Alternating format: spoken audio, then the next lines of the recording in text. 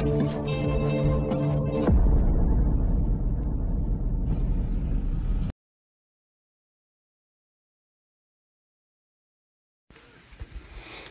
video ito ay ipakikita ko sa inyo paano i-save ang buto ng ampalaya.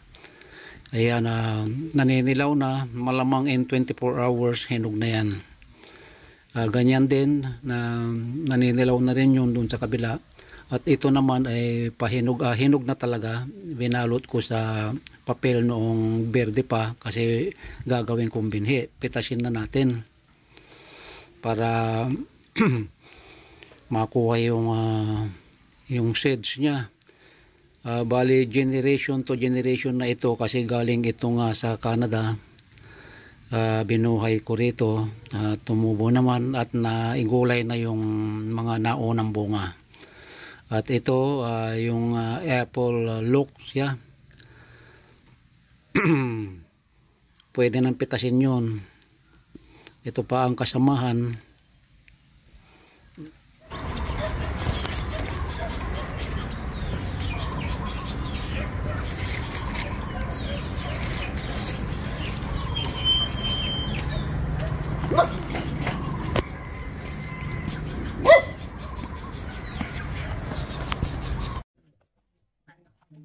Ito sa video ito ay i-share ko sa inyo ang iba-ibang klase ng ampalaya.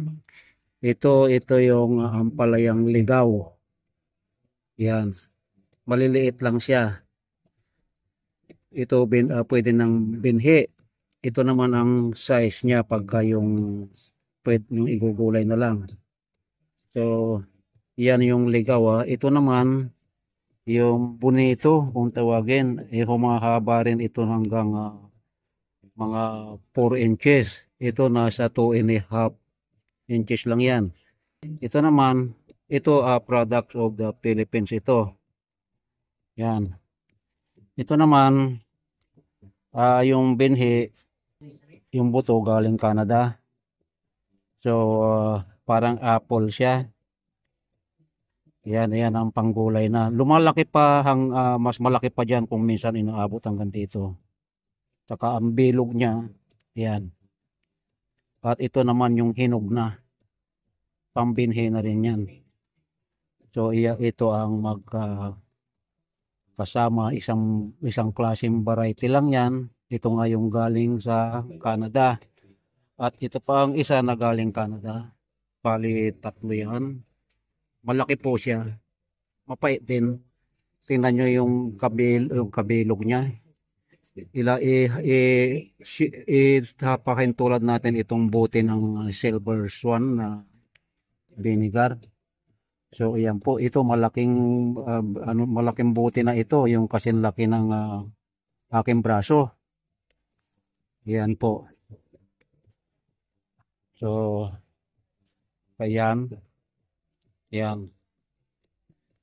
Masarap po yan na pang torta. So ito ang kabuuan ng ating palaya na ibibinhi. So ayan po. Para ito crop rotation na lang kasi yung seeds nito galing Canada, malalaki siya. Tingnan nyo yung kung ihahambing natin sa aking braso. Tingnan nyo po yan, yung braso ko at saka yung ampalaya. Ayan. Magmula dito sa yan. So halos kasi laki ng braso ko. So may binhi na ako. Pang-garden lang ba? Ngayon pagka makabinhi uli, doon na lang sa bukid.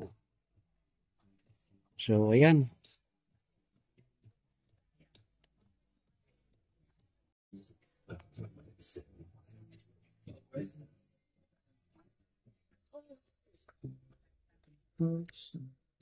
Yan, nag-brown na yung seeds, so pwede na yan, tutubo na yan.